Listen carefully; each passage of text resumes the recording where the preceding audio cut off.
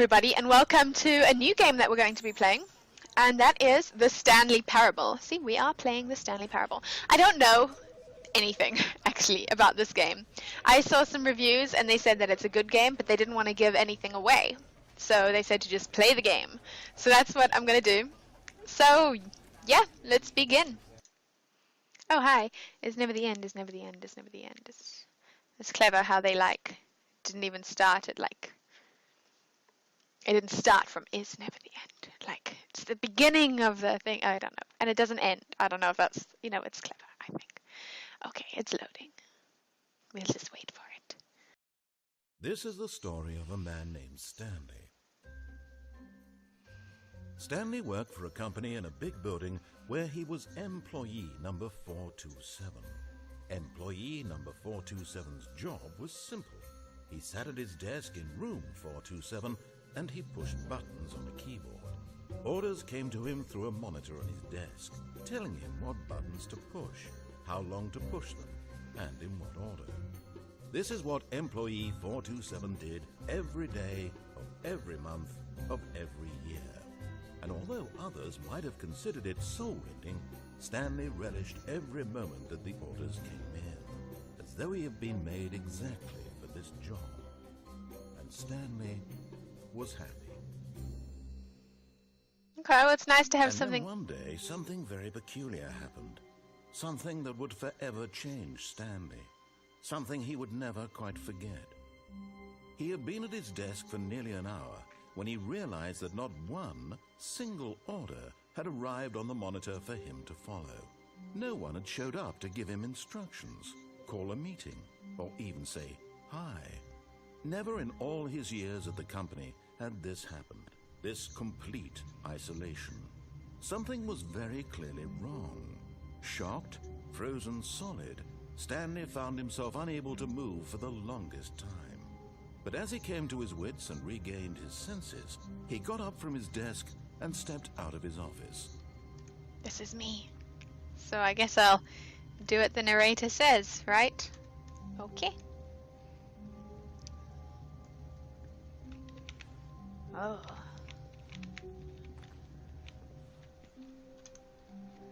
Yes? Ooh. Okay, well let's have it. This is creepy. I'd be creeped out. I'll leave. I'll just go home. All of his co-workers were gone. What could it mean? Stanley decided to go to the meeting room. Perhaps he had simply missed a memo. No matter how hard Stanley looked, he couldn't find a trace of his co-workers.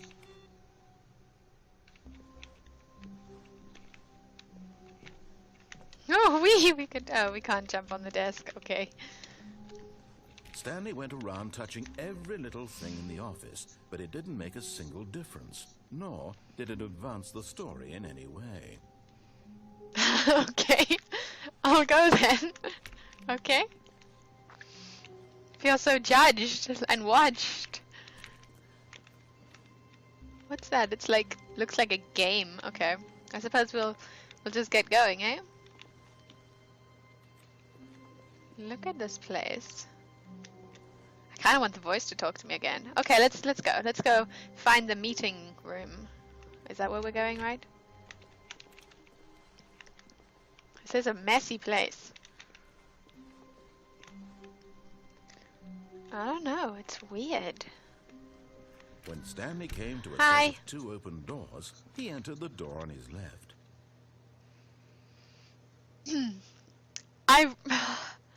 A part of me really wants to do what the voice says, but another part of me is really curious to know what's this way. The narrator's doing good though, right? Maybe we should listen to the narrator. Although that's, I don't know what to do. Do we follow the rules? Do we? Okay. I want to know what's this way. I want to know. Can I come back? Don't close on me. This was No! not the correct way. No. And Stanley knew it perfectly well. Perhaps he wanted to stop by the employee lounge first, just to admire it. Yes, that is exactly what I was doing. Exactly.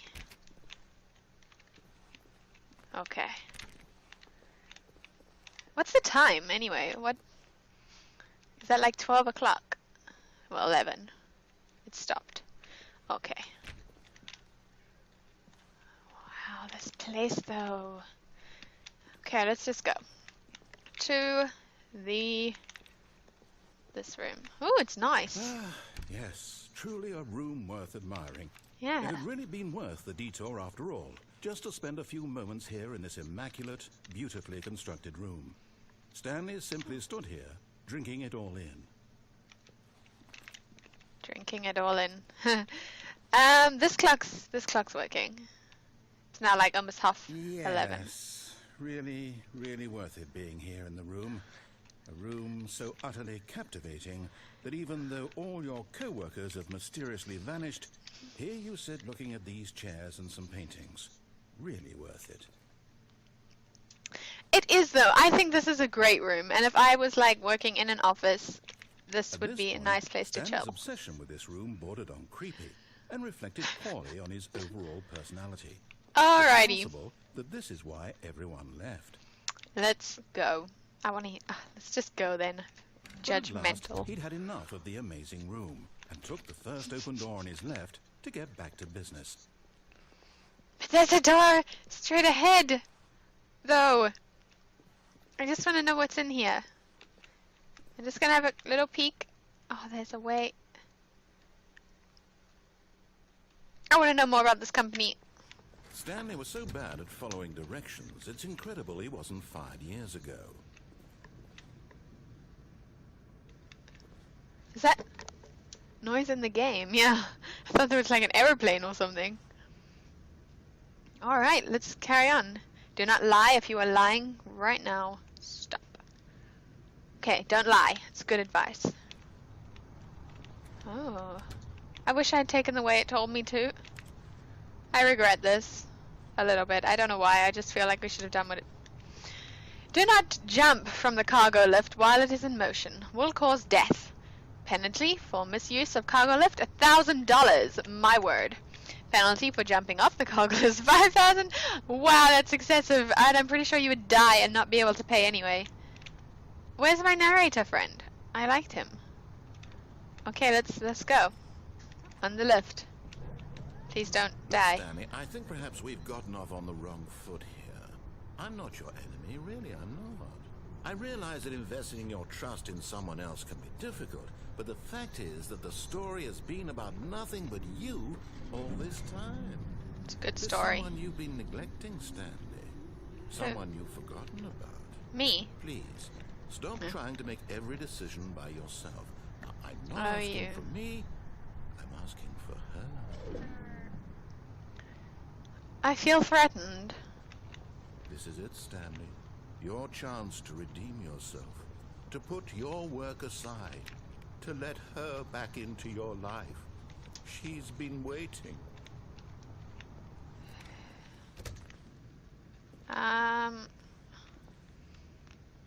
We should have gone the way... Does anyone go? Would you end up here anyway if you went the way he told you to? Look at all these cigarettes. Wow, someone uses this corner to smoke a lot. Okay, let's... Hi. That's her, Stanley. You need to be the one to do this. To To do- reach out to her.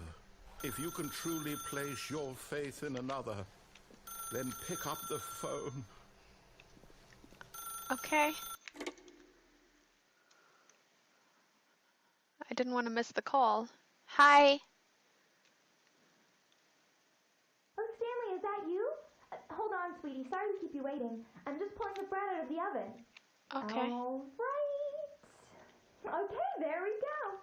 All right, now, I want you to come in and tell me all about your day. Hi. Gotcha. Oh, come on.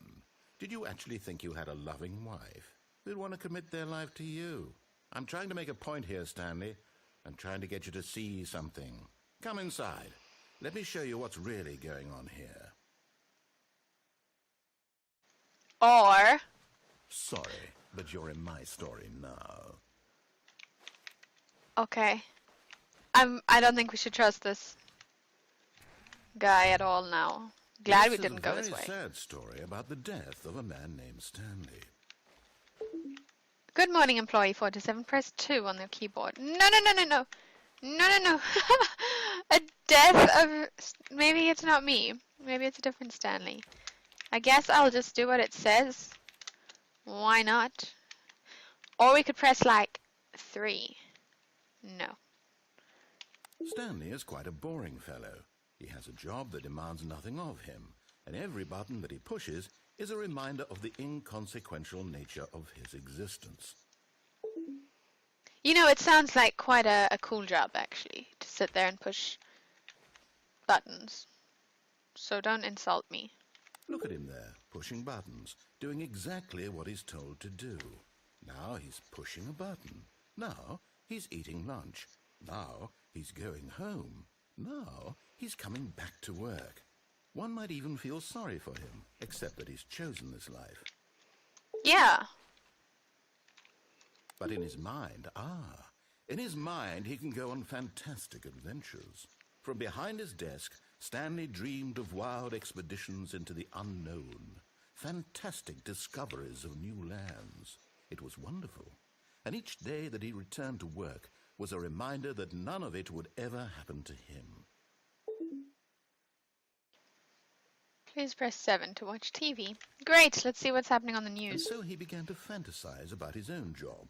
First, he imagined that one day while at work, he stepped up from his desk to realize that all of his co-workers, his boss, everyone in the building had suddenly vanished off the face of the earth.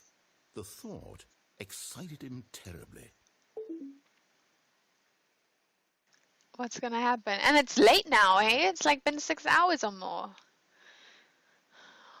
Okay. Press 4. I'm doing everything it says. So he went further.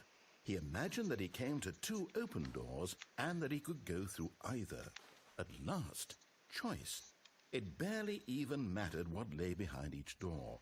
The mere thought that his decisions would mean something was almost too wonderful to behold. Let's prepare dinner.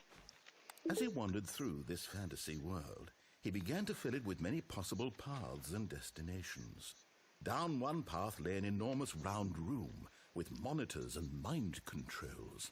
And down another was a yellow line that weaved in many directions. And down another was a game with a baby. And he called it the Stanley Parable. Hey, kids. It was such a wonderful fantasy, and so in his head he relived it again, and then again, and again, over and over, wishing beyond hope that it would never end, that he might always feel this free. Surely there's an answer down some new path, mustn't there be? Perhaps if he played just one more time. Hello, wife. But there is no answer. How could there possibly be? In reality, all he's doing is pushing the same buttons he always has. Nothing has changed. The longer he spends here, the more invested he gets, the more he forgets which life is the real one. I'm totally just living the dream, right? Well, not the dream. I'm living it. I'm in my office. And I'm trying to tell him this, that in this world he can never be anything but an observer, that as long as he remains here, he's slowly killing himself. But he won't listen to me. He won't stop. Here, watch this. Stanley, the next time the screen asks you to push a button, do not do it.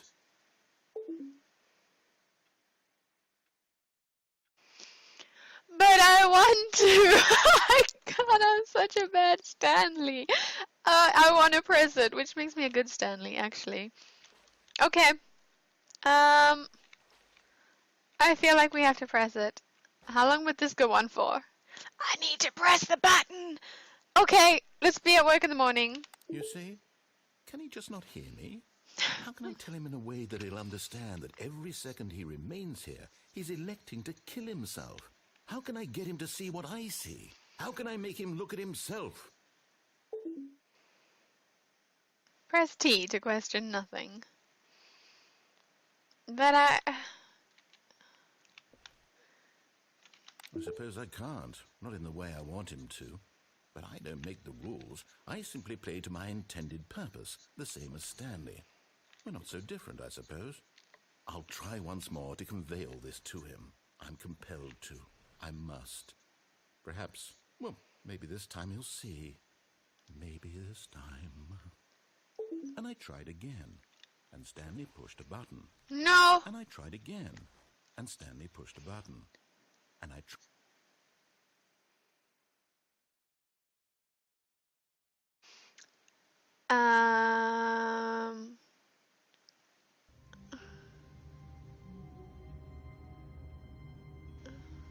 What day is it?